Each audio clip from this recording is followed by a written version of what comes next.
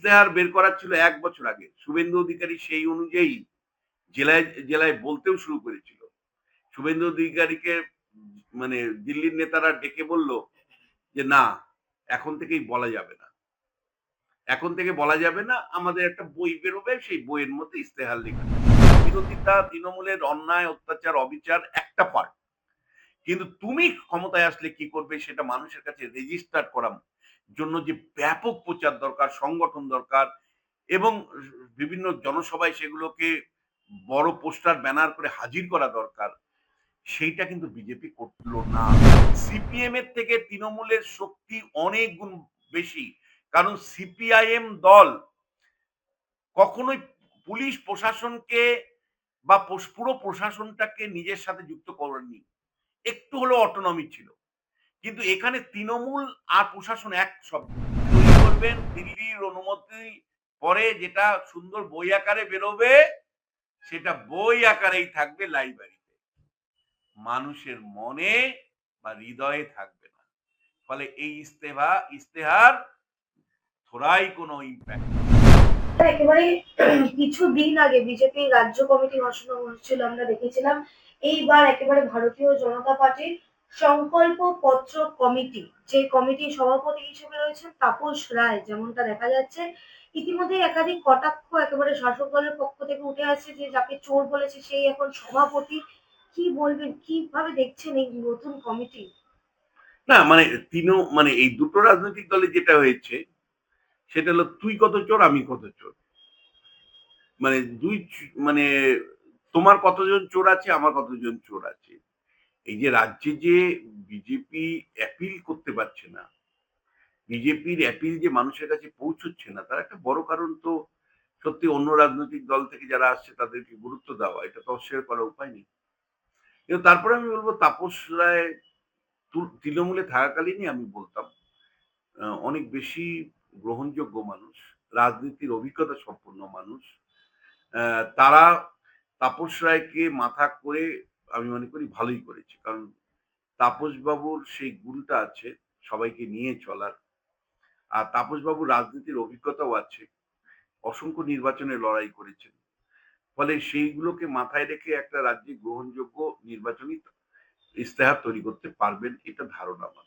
কিন্তু এটা অনেক দেরি হয়ে গেছে। কেন? এক্সাক্ট তাই। তুমি কেন বলবে? আর বিজেপির লোকরা বলবে এই লোকটা পাগল। বিশ্বনাথ চক্রবর্তী পাগল। কারণ মানে এই নির্বাচনের দিনই ঘোষণা হয়নি ইশতেহার বের করে দিব। এই ইশতেহার বের করার কথা ছিল ১ বছর আগে। এই ইশতেহার বের করার ছিল ১ বছর আগে। শুভেন্দু অধিকারী সেই অনুযায়ী জেলায়, জেলায় বলতেও শুরু করেছিল। শুভেন্দু অধিকারীকে মানে দিল্লির নেতারা ডেকে বলল যে, "না, এখন থেকেই বলা যাবে না। এখন থেকে বলা যাবে না। আমাদের একটা বই বেরোবে, সেই বইয়ের মধ্যে ইশতেহার লেখা থাকবে।" অদ্ভুত! শুভেন্দুকে বাধ্য করল যে প্রতিশ্রুতিগুলো দিয়ে নির্বাচনে যাবে সেগুলো থেকে মানে সেগুলো ঘোষণা করতে বিরত রাখলো। এই হলো বিজেপি। কেন ১ বছর? এক্সাক্ট তাই। তুমি ভালো প্রশ্ন করেছ। যে কেন ১ বছর আগে একজন রাজনীতি সচেতন মানুষ, একজন রাজনীতি চর্চাকারী হিসাবে কেন আমি বলছি বিজেপির মতন দলের ১ বছর আরো ১ বছর আগে ইশতেহার ঘোষণা করে রাস্তায় নামা উচিত ছিল। তার কারণটা হলো যে দলের সংগঠন নেই, সেই দল মানুষের কাছে পৌঁছতে গেলে শুধুমাত্র সোশ্যাল মিডিয়া নির্ভর করছে বা মেইন মিডিয়ার বিজ্ঞাপন নির্ভর করবে বা সংবাদপত্রের কথাবার্তা নির্ভর করবে, তোমাদের মতো চ্যানেলগুলোর নির্ভর করবে। তার উপর ভিত্তি করে মানুষের কাছে পৌঁছবে। সেই পৌঁছানোর মাত্রাটা কিন্তু আমরা দেখেছি ২০ থেকে ২৫% বেশি হয় না। ২০ থেকে ২৫% মানুষের মাধ্যমে সোশ্যাল মিডিয়া, মেইন মিডিয়া, সংবাদপত্রের মাধ্যমে তুমি তোমার বক্তব্য জনগণের কাছে নিয়ে যেতে পারো। ইশতেহার অর্থাৎ যেগুলো তুমি সরকারে আসলে করবে সেগুলো নিয়ে যেতে পারো। কিন্তু একমাত্র তুমি যদি দলীয় সভাগুলোতে প্রচার করতে পারো, স্থানীয় অঞ্চলে প্রচার করতে পারো এবং সেটাও যদি তুমি ১ বছর আগের থেকে করতে পারো, তাহলে বারবার মানুষের কাছে ধরো বিজেপি একটা প্রতিশ্রুতি দিল যে আমরা ক্ষমতায় এলে প্রতি বছর স্কুল সার্ভিস কমিশনে নিয়োগ করব। অর্থাৎ প্রতি বছর স্কুলের নিয়োগ হবে, স্কুলের শিক্ষক নিয়োগ আমরা করব। এই বক্তব্যটা যদি তোমার পৌঁছতে হয়, তাহলে ১ বছর আগের থেকে যদি শুভেন্দু যেটা বলতে শুরু করেছিল, সেইভাবে যদি জেলায়, জেলায় পোস্টার, ব্যানার দিয়ে তুমি প্রচার করতে পারতে, তুমি যদি তোমার এই যে জেলায় সভাগুলো হচ্ছে সেগুলো যদি তুমি প্রচার করতে পারতে, তুমি যদি ১০০ টা কর্মসূচিকে সামনে রেখে ১ বছর আগের থেকে জেলায়, জেলায় ব্লকে বুথ লেভেল পর্যন্ত প্রচারে যেতে পারতে, তাহলে মানুষের কাছে পজিটিভ বার্তা যেত। তৃণমূল কংগ্রেসের বিরুদ্ধে নেগেটিভ বার্তা দেওয়াটা যথেষ্ট নয়। এটা ১ বছর আগে থেকেই যদি তুমি পজিটিভ বার্তা দিতে পারতে যে ভাই আমরা ক্ষমতায় আসলে কৃষির উন্নতির জন্য এই কাজগুলো করব। আমরা ক্ষমতায় আসলে সেচের বিকাশের জন্য এই কাজগুলো করব। আমরা ক্ষমতায় আসলে উত্তরবঙ্গে মহাকরণটাকে পুরো প্রকৃত অর্থে শক্তিশালী করব। আমরা ক্ষমতায় আসলে দার্জিলিং এ স্বায়ত্তশাসন দিব। আমরা ক্ষমতায় আসলে তোমার গিয়ে দুর্নীতির বিরুদ্ধে মানে কমিশন তৈরি করব।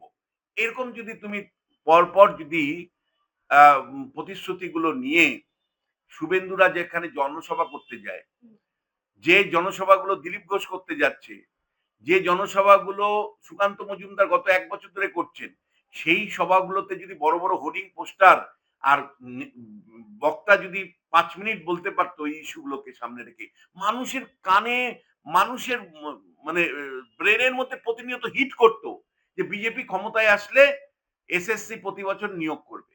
যুবকদের কাছে পৌঁছতো। যদি আরো ১ বছর আগের থেকে বিজেপি ১০০ টা কর্মসূচি ঘোষণা করে যে আমরা ক্ষমতায় আসলে ১০০ টা কর্মসূচি পালন করব। বিজেপির ১০০। এই ১০০ নিয়ে যদি জেলায়, জেলায়, ব্লকে, ব্লকে যে নেতারা বিভিন্ন সময় মিটিং মিছিল করছেন, তার মিটিং মিছিলের পাশে যদি ওই ছবিগুলো থাকতো, ওই ব্যানার থাকতো, পোস্টার ব্যানার থাকতো, মানুষের কাছে ইতিবাচক বার্তা যেত। দেখো নরেন্দ্র মোদী জনসভাগুলোর আগে এবার যেটা করছেন, তিনি কিছু ইতিবাচক বার্তা দিচ্ছেন। সেটা কিন্তু যথেষ্ট নয়। কারণ ইতিমধ্যেই তুমি জানো যে মানে নরেন্দ্র মোদী ৩ টে সরকার হলো, কোনো পূর্ণাঙ্গ মন্ত্রী দেয়নি রাজ্যের থেকে। বিজেপি ১৮ টা এমপি হওয়ার পরেও কোনো মানে পূর্ণাঙ্গ ক্যাবিনেট মিনিস্টার হয়নি। কোনো মন্ত্রীর মাধ্যমে রাজ্যে উন্নয়নের বন্যা এখানে চলেছে এমন নয়।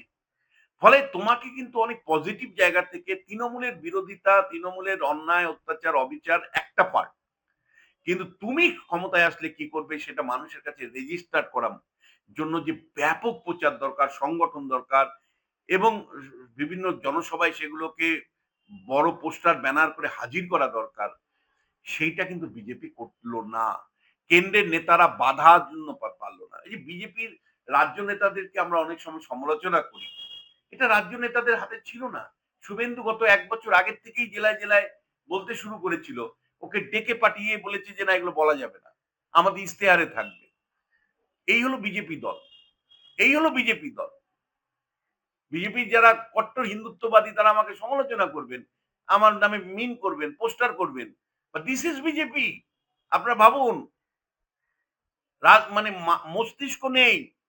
তৃণমূলের মতন বিরাট শক্তি, আমি আবারও বলছি, সিপিএম এর থেকে তৃণমূলের শক্তি অনেক গুণ বেশি। কারণ সিপিআইএম দল কখনোই পুলিশ প্রশাসনকে বা পুরো প্রশাসনটাকে নিজের সাথে যুক্ত করেনি। একটু হলেও অটোনমি ছিল। কিন্তু এখানে তৃণমূল আর প্রশাসন এক শব্দ, তৃণমূল আর পুলিশ এক শব্দ। তৃণমূলের মানে সিপিএম দলের সাথে সরাসরি মানি পাওয়ার, মাসল পাওয়ারের পুরো মানি পাওয়ার, মাসল পাওয়ার তার সঙ্গে রাখেনি। দুর্বৃত্তায়ন এই লেভেলে হয়নি। তৃণমূল যে লেভেলে দুর্বৃত্তায়ন করেছে, তার ফলে যে কোনো দুর্নীতিবাজ, দুর্বৃত্তায়নের যে স্বরূপ, এবং তারা যে কোনো মূল্যে তৃণমূল শাসনকে রাখতে চাইছে। একজন আমলা সবসময় চাইছে তৃণমূল চাই, কারণ ওই আমলা এতটাই দুর্নীতি করে ফেলেছে যে সে এই শাসন ব্যবস্থাতে নিজেকে স্বচ্ছন্দ অনুভব করছে। ফলে যে কোনো মূল্যে তৃণমূলকে রক্ষা করতে হবে। ভোটের দিন যদি নেমে যেতে হয় নেমে যাব, বিরোধীদের যদি সভা সমিতি আটকাতে হয় আটকে দিব। ফলে এইরকম একটা মানে হেজিমনিক কন্ডিশনে তৃণমূলের বিজেপি প্রথাগতভাবে যেভাবে রাজনীতি পশ্চিমবাংলায় করছে, অন্য রাজ্যে চলতে পারে। অন্য রাজ্যে ভোটের আগে আপনি ইশতেহার তৈরি করলেন, পাঁচতারা হোটেলে অমিত শাহ এসে প্রকাশ করলো, কিছু সংবাদ মাধ্যম সেটাকে স্টোরি করলো, বা শেষ।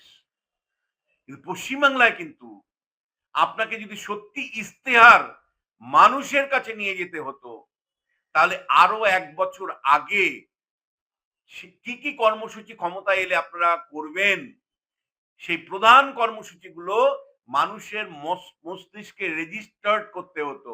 সভা সমিতির মাধ্যমে, বক্তৃতার মাধ্যমে, পোস্টার ব্যানার মাধ্যমে, পাড়ায় পাড়ায়, অঞ্চলে অঞ্চলে আরো ১ বছর আগের থেকে এটা করতে হতো। এখন আপনাদের কি হচ্ছে, এসআইআর কমপ্লিট করবে, অর্ধসমাপ্ত এসআইআর কমপ্লিট হবে, তারপরেই ভোট ডিক্লেয়ার করে দিবে। এইবার তাপস রায়ের নেতৃত্বে যে কমিটি তৈরি হয়েছে তাতে অশোকবাবুর মতো মানুষও আছেন,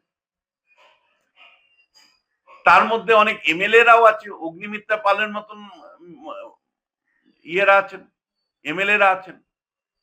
কিন্তু আমি জানি যে ইশতেহার তৈরি করবার পরে দিল্লির নেতাদের কাছে পৌঁছবে, দিল্লির নেতারা অনুমোদন দেবে, দিল্লির নেতারা অনুমোদন যবে দিয়ে এটা প্রকাশ করবে, তখন থোড়াই কি আর কারো কাছে পড়বে না। ওই বিশ্বনাথ চক্রবর্তীর মতন লোক, তাদের হাতে একটা কপি আসবে বা ইন্টারনেট থেকে আমরা ডাউনলোড করে নিব, হয়তো টিভিতে কোনোদিন পাসিং রেফারেন্স হিসাবে বলতে পারি, আর আপনার দল টাকাও খরচা করলো, নেতা কমিটিও বানালো, কিন্তু মানুষের কাছে প্রত্যেকটা বিষয় রেজিস্টার্ড করলো না। মানুষের কাছে পৌঁছে নেওয়ার মতন অবস্থান তখন থাকবে না, কারণ ভোটে প্রার্থী তখন ব্যস্ত মানুষের বাড়ি বাড়ি যাওয়া নিয়ে, দল তখন ব্যস্ত প্রচারের, মানে সাধারণ প্রচারের জন্য। তখন প্রত্যেকটা আইটেম ধরে ধরে মানুষের মধ্যে রেজিস্টার্ড করা, ক্ষমতা এলে আমরা ক খ গ ঘ এগুলো করব, এই সুযোগ থাকে না। আর মানুষও, সব রাজনৈতিক দল যেহেতু সেই সময় মানে ইলেকশন ম্যানিফেস্টো ঘোষণা করে, নির্বাচনী ইশতেহার ঘোষণা করে, তাহলে মানুষও গুলিয়ে ফেলে। সবাই তো ভালো কথা বলতে থাকে, সবাই ভালো কথা বলতে থাকে ইলেকশন ম্যানিফেস্টোতে। নির্বাচনী ইশতেহার নিয়ে, অর্থাৎ নির্বাচনী ইশতেহারটা যদি ১ বছর আগে তৈরি করে আপনারা যদি মিটিং মিছিলে আন্দোলনের মধ্যে যেতে পারতেন, তাহলে মানুষের মধ্যে গেঁথে থাকতো। কিন্তু এখন যেটা হবে, শোকেজে রাখার জন্য তাপস রায় যে ইশতেহার তৈরি করবেন, দিল্লির অনুমতি পরে যেটা সুন্দর বই আকারে বেরোবে, সেটা বই আকারেই থাকবে লাইব্রেরিতে, মানুষের মনে বা হৃদয়ে থাকবে না। ফলে এই ইশতেহার থোড়াই কোনো ইম্প্যাক্ট করবে, কোনো ইম্প্যাক্ট করবে না। যদি শুভেন্দু অধিকারীকে সেদিন অ্যালাউ করা হতো, জেলায় জেলায় গিয়ে যখন উনি সভাগুলোতে বলতে শুরু করেছিলেন আমরা ক্ষমতায় আসলে এই করব ওই করব, সেদিন যদি উনাকে দিল্লির নেতারা ডেকে বারণ না করতেন, আজকে অন্ততপক্ষে তারপরে ১ বছর আগের থেকে যদি ধরি, অন্তত শুভেন্দু অধিকারী ১০০টা জনসভা করেছে, ১০০টা জনসভায় বারবার একই জিনিস যদি উনি বলতে পারতেন, এতদিনে কিন্তু মানুষের কাছে রেজিস্টার্ড হয়ে যেত। এটাই বিজেপি, যে পশ্চিমবাংলার রাজনীতির প্রেক্ষিতে পুঙ্খানুপুঙ্খানু বিশ্লেষণ না করে গতানুগতিক পদ্ধতিতে চলছে। ভয় একটাই, বিরোধী না থাকলে এ রাজ্যটা তো আরো নরকে পরিণত হবে।